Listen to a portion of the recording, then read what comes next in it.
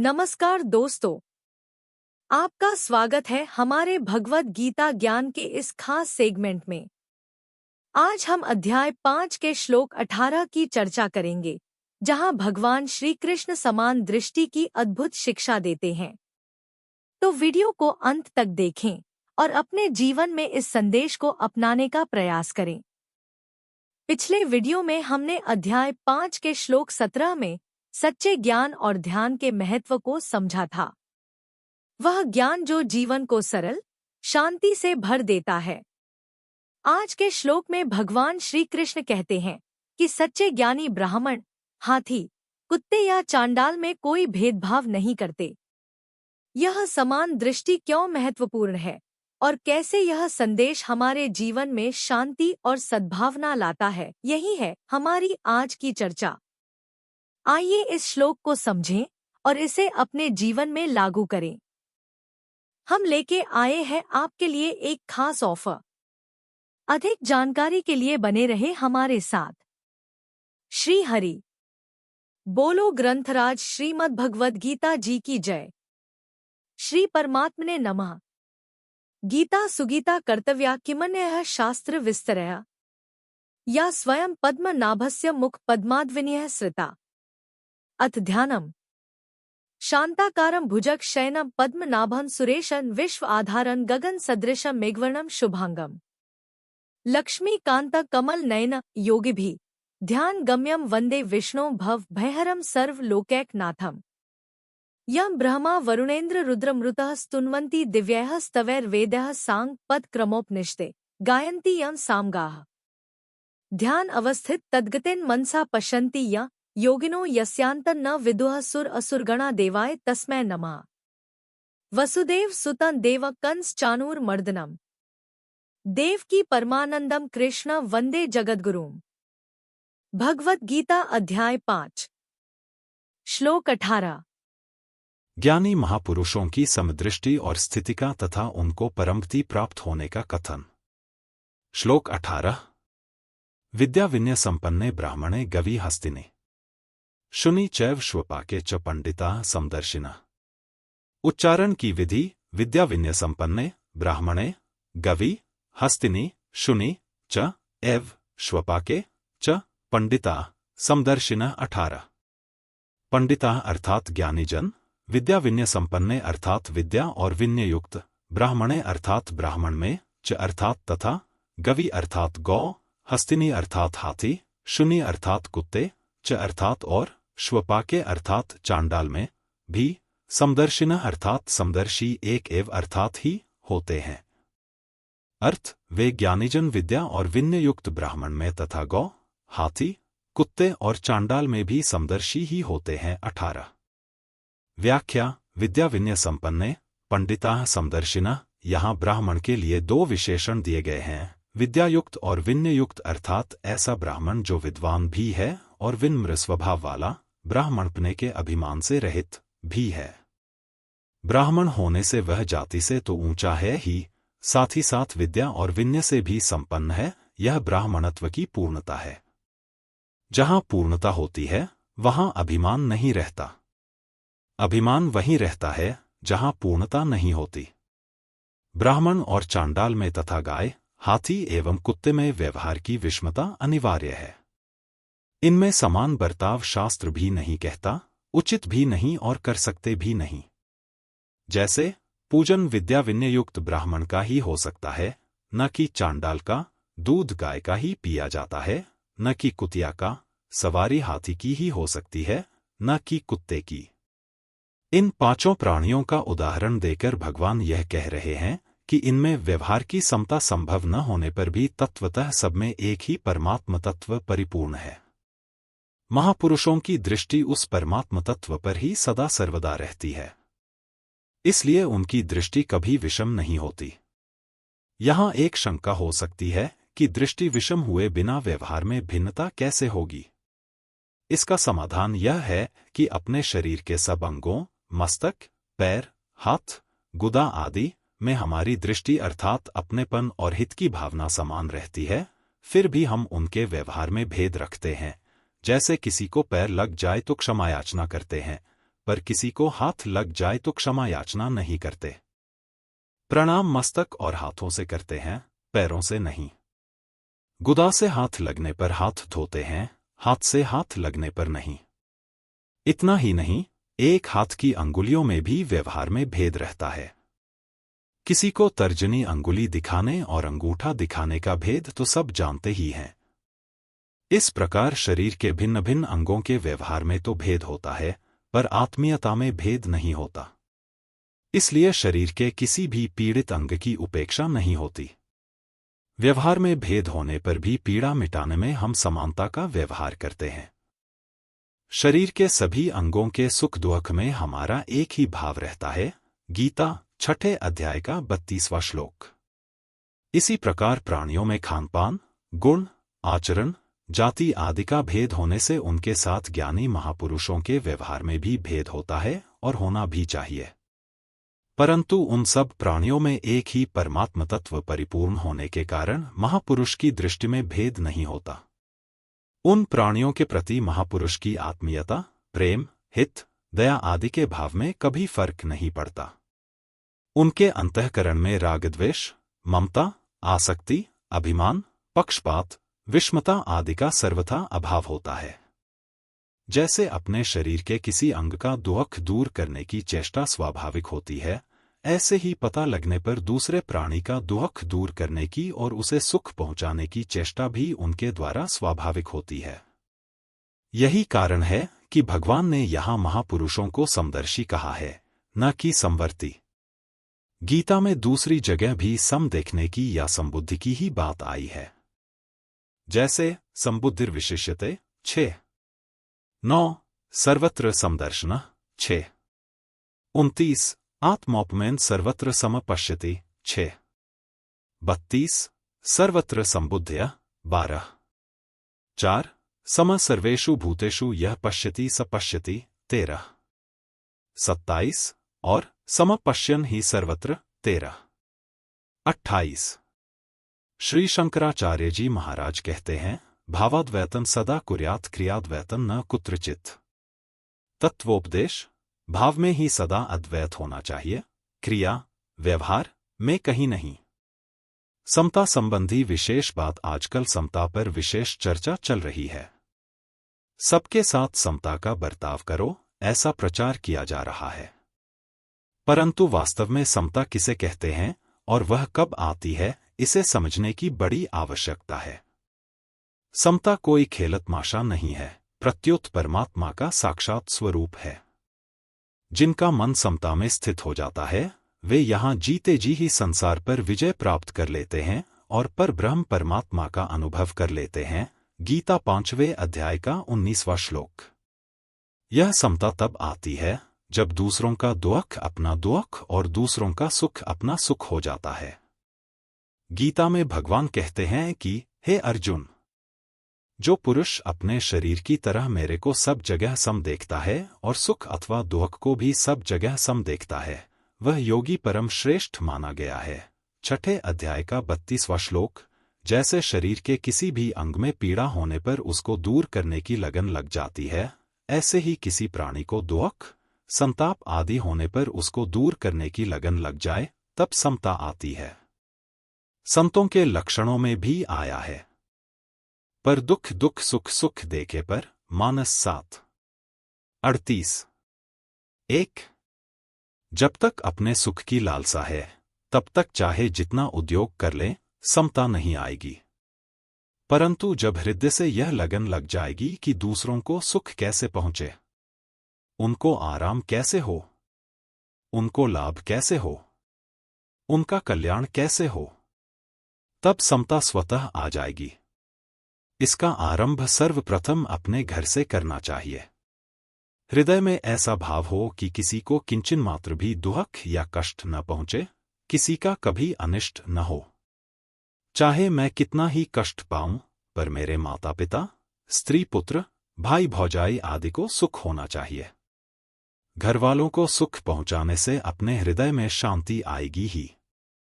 जहां अपने घर का भी संबंध नहीं है, वहां सुख पहुंचाएंगे तो विशेष आनंद की लहरें आने लग जाएंगी। परंतु ममता पूर्वक सुख पहुंचाने से हमारी उन्नति नहीं होगी। जहां हमारी ममता न हो वहां सुख पहुंचाएं, अथवा जहां हम ममता पूर्वक सुख पहुंचाते हैं वहां से अपनी ममता हटा लें, दोनों का परिणाम एक ही होगा।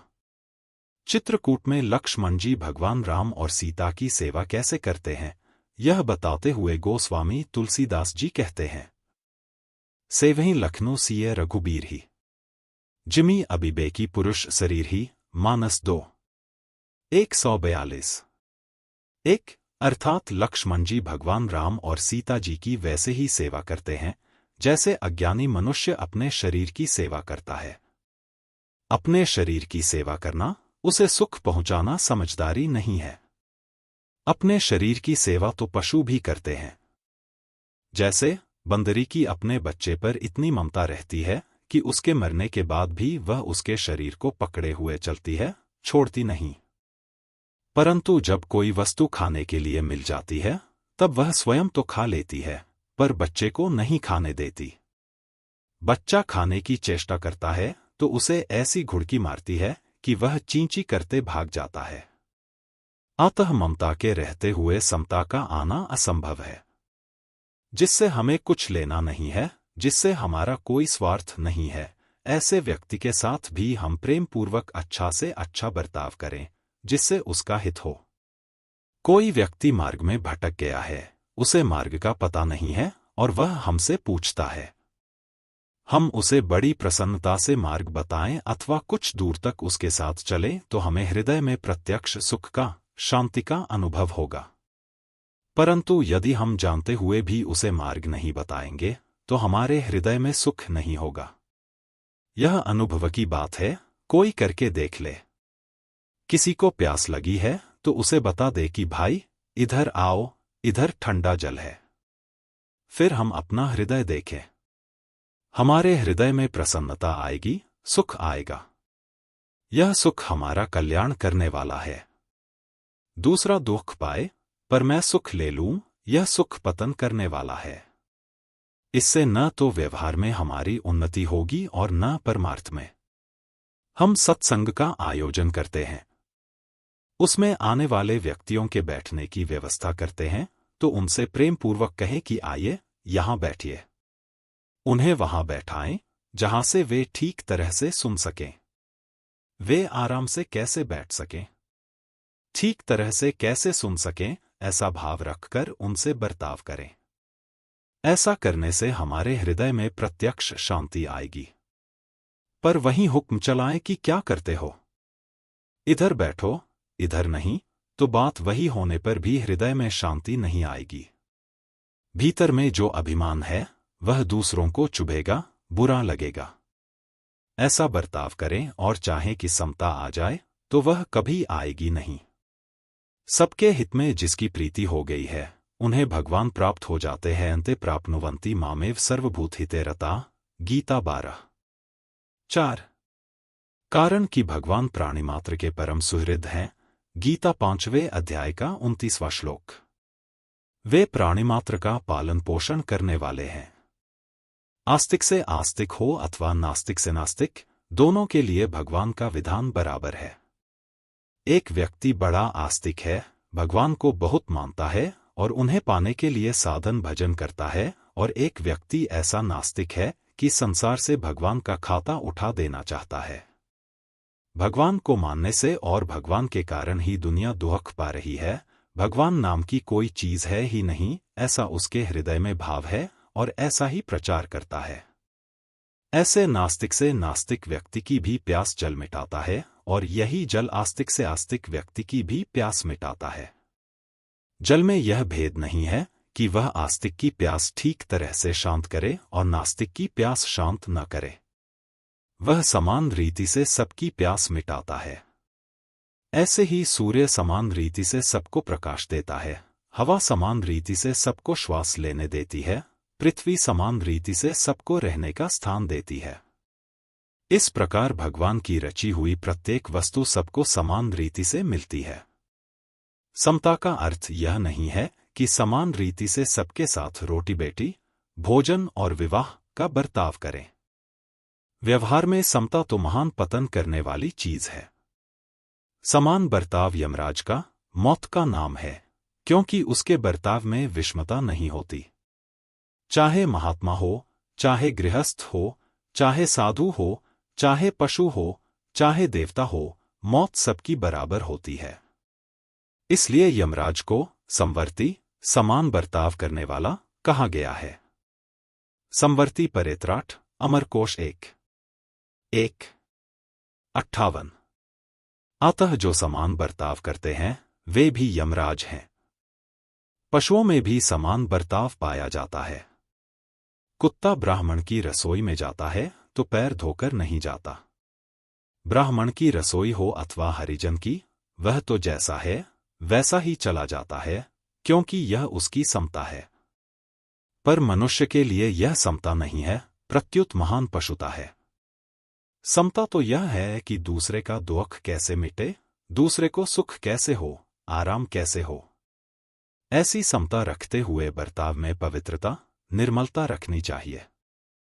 बर्ताव में पवित्रता रखने से अंतःकरण पवित्र, निर्मल होता है। परंतु बर्ताव में अपवित्रता रखने से, खानपान आदि एक करने से अंतःकरण में अपवित्रता आती है, जिससे अशांति बढ़ती है। केवल बाहर का बर्ताव समान रखना शास्त्र और समाज की मर्यादा के विरुद्ध है। इससे समाज में संघर्ष पैदा होता है। वर्णों में ब्राह्मण ऊंचे हैं और शूद्र नीचे हैं, ऐसा शास्त्रों का सिद्धांत नहीं है। ब्राह्मण उपदेश के द्वारा, क्षत्रिय रक्षा के द्वारा, वैश्य धन संपत्ति, आवश्यक वस्तुओं के द्वारा और शूद्र शरीर से परिश्रम करके सभी वर्णों की सेवा करे। इसका अर्थ यह नहीं है कि दूसरे अपने कर्तव्य पालन में परिश्रम न करें। प्रत्युत अपने कर्तव्य पालन में समान रीति से सभी परिश्रम करें। जिसके पास जिस प्रकार की शक्ति, विद्या, वस्तु, कला आदि है, उसके द्वारा चारों ही वर्ण चारों वर्णों की सेवा करें, उनके कार्यों में सहायक बने। परंतु चारों वर्णों की सेवा करने में भेदभाव न रखें। आजकल वर्णाश्रम को मिटाकर पार्टीबाजी हो रही है।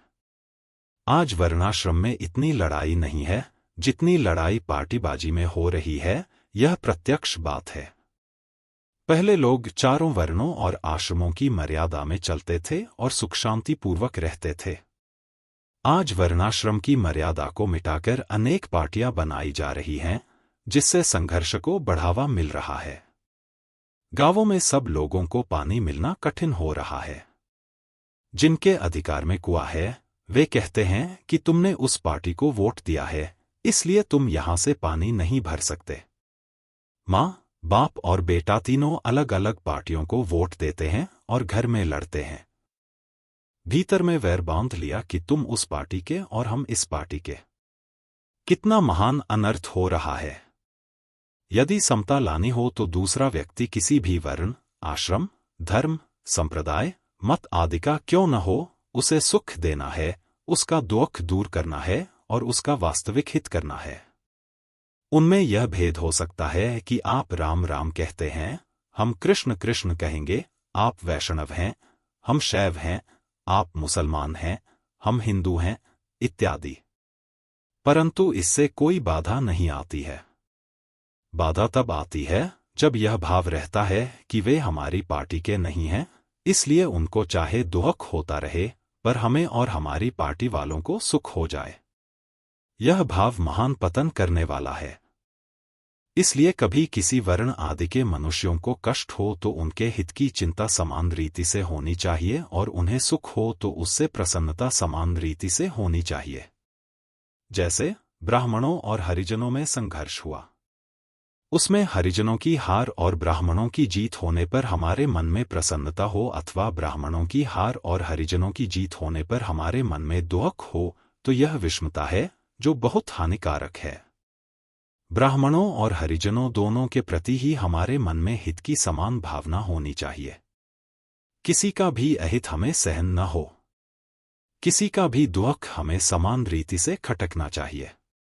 यदि ब्राह्मण दुखी है तो उसे सुख पहुंचाएं और यदि हरिजन दुखी है तो उसे सुख न पहुंचाएं, ऐसा पक्षपात नहीं होना चाहिए।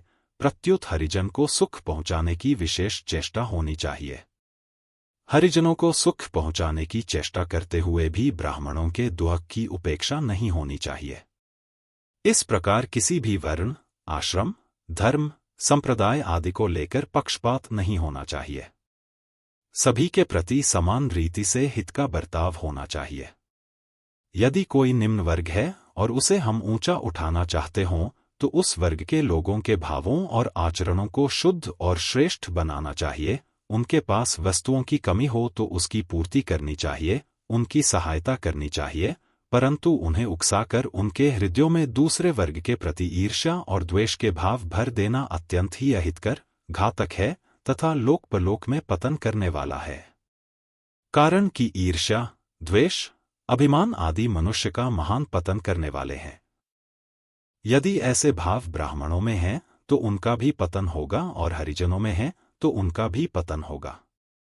उत्थान तो सद्भावों, सद्गुणों, सदाचारों से ही होता है। भोजन, वस्त्र, मकान आदि निर्वाह की वस्तुओं की जिनके पास कमी है, उन्हें ये वस्तुएं विशेषता से देनी चाहिए, चाहे वे किसी भी वर्ण, आश्रम, धर्म, संप्रदाय आदि के क्यों न हों। सबका जीवनयापन सुखपूर्वक होना चाहिए।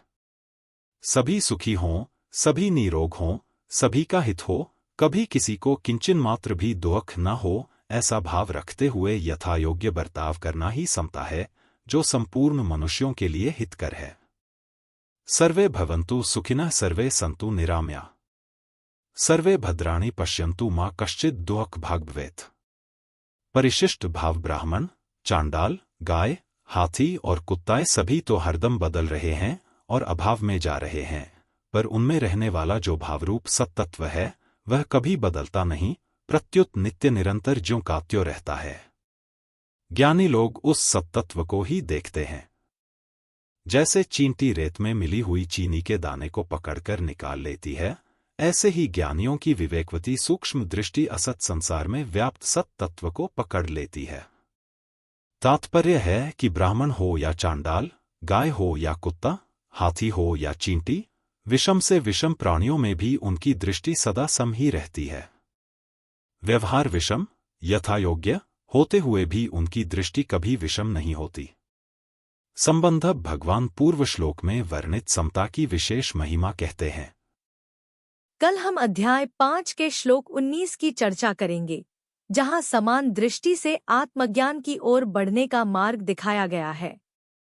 तो बने रहिए हमारे साथ और जुड़िए इस ज्ञान यात्रा में। दोस्तों, आज का श्लोक आपको कैसा लगा? क्या आप भी ये मानते हैं कि भगवद गीता सिर्फ एक धार्मिक ग्रंथ नहीं, बल्कि जीवन जीने का एक पूरा नक्शा है?